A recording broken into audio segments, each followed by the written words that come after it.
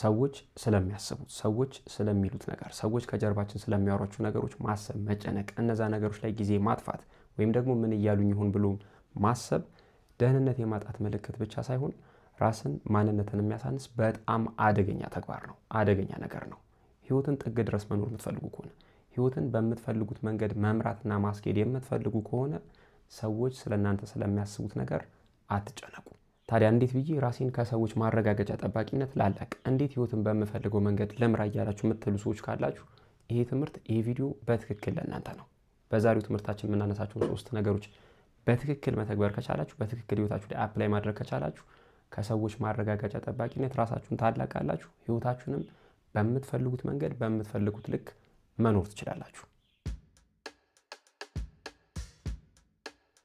የመጀመሪያው የማንም አድናቆት አያዘናጋችሁ። ይኸውላችሁ በዙሪያችሁ ካሉ ሰዎች ሊሆን ይችላል ወይም ደግሞ በተለያየ አጋጣሚ በዙሪያችሁ ከሆኑ ሰዎች የምታገኟቸው አድናቆቶች፣ የምታገኟቸው ጭብጨባዎች በፍጹም ሊያዘናጓችሁ አይገባም። ወይም ደግሞ እነዛ አድናቆቶችና እነዛ ጭብጨባዎች ትክክለኛው ትራክ ላይ የመሆናችሁ ራይት ትራክ ላይ የመሆናችሁ ወይም ደግሞ የመገኘታችሁ በትክክለኛው መንገድ እየተጓዛችሁ የመሆናችሁ ማሳያ ላይሆኑ ይችላሉ።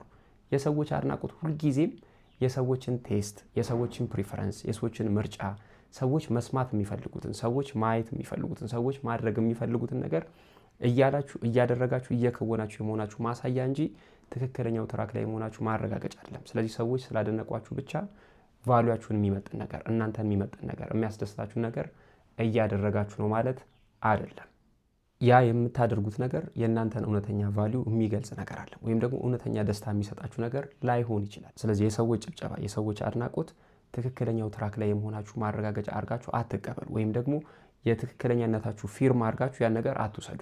ሰዎች መስማት የሚፈልጉትን ነገር ከተናገራችሁ ያደንቋችኋል። ሰዎች ማየት የሚፈልጉትን ነገር ካደረጋችሁ ያደንቋችኋል። ሰዎች ምርጫቸውን፣ ቴስታቸውን፣ ፕሪፈረንሳቸውን የጠበቀ ነገር ያንን ሚት የሚያደርግ ነገር እስካደረጋችሁ ድረስ ያደንቋችኋል። አድናቆታቸው ግን የሚቆየው የሚወዱትን ነገር እስካደረጋችሁ ድረስ ብቻ እንደሆነ ልታውቁ ይገባል። ሰዎች አደነቋችሁ ማለት you are on the right track ማለት እንዳልሆነ ልትረዱ ይገባል። ትክክለኛው መስመር ላይ ትክክለኛው መንገድ ላይ የመገኘታችሁ ማረጋገጫ ወይም ደግሞ የፊርማ አድርጋችሁ ማህተም አድርጋችሁ በፍጹም ያን ነገር አትቀበሉ።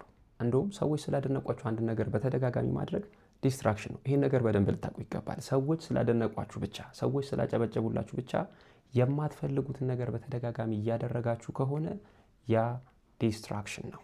ቀደም እንዳልኳችሁ ነው። ያደነቋችሁ የሚፈልጉትን ነገር ስላደረጋችሁ ነው። ያደነቋችሁ የሚፈልጉትን ነገር ስለሰሙ ነው። ያደነቋችሁ የሚፈልጉትን ነገር ስላሳያችኋቸው እንጂ በትክክል እናንተ የምትደሰቱበትን ነገር እያደረጋችሁ ስለሆነ አይደለም። ወይም ደግሞ ትክክል ነው ራይት ነው ተብሎ የሚባልን ነገር እያደረጋችሁ ስለሆነ ላይሆን ይችላል።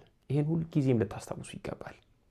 ሁልጊዜም ሰዎች አደነቋችሁ አላደነቋችሁ በህሊናችሁ፣ በእምነታችሁ፣ በአስተሳሰባችሁ፣ በህይወት ፕሪንሲፕላችሁ ፊት ትክክል ነው ብላችሁ የምታስቡትን ነገር ብቻ አድርጉ።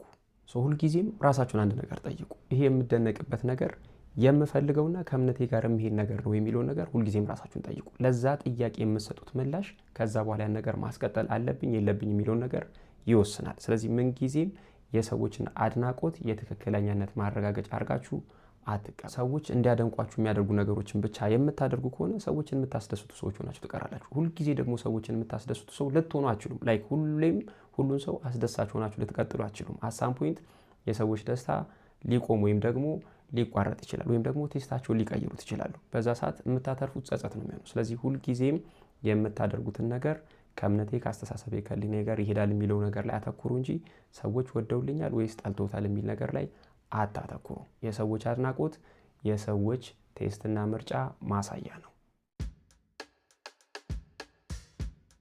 ሁለተኛ ትችቶችን እንደወረዱ አትቀበሉ።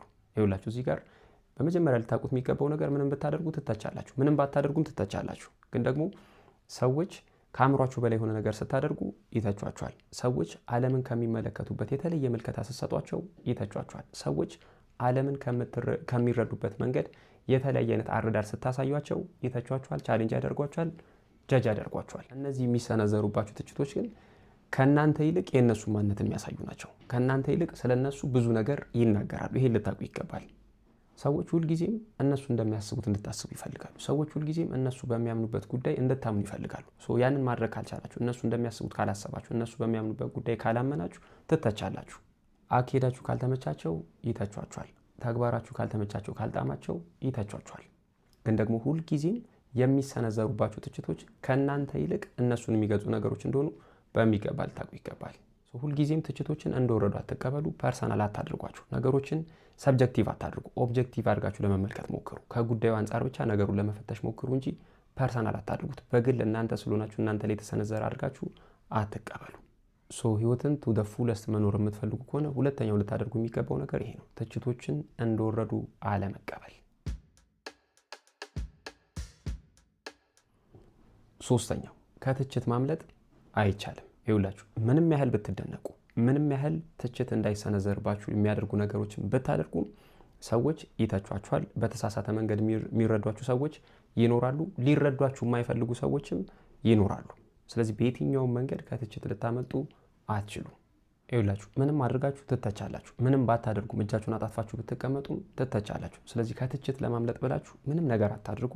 ከትችት ለማምለጥ ብላችሁ ምንም ነገር ከማድረግም ወደ ኋላ አትበሉ። እጃችሁን አጣጥፋችሁ አትቀመጡ።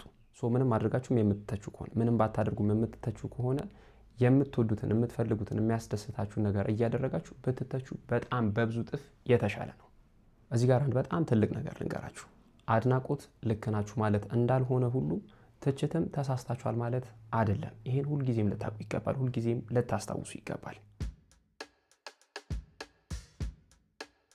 እነዚህም በዛሬው ትምህርታችን የተመለከትናቸውን 3 ነገሮች ስትረዱና በትክክል ህይወታችሁ ላይ መተግበር ስትችሉ ከሰዎች ማረጋገጫ ጠባቂነት ራሳችሁን ታላቃላችሁ። ህይወታችሁን ማሻሻል ትችላላችሁ። በምትፈልጉት መንገድ እስከ ጥግ ድረስ ህይወታችሁን መኖር ትችላላችሁ።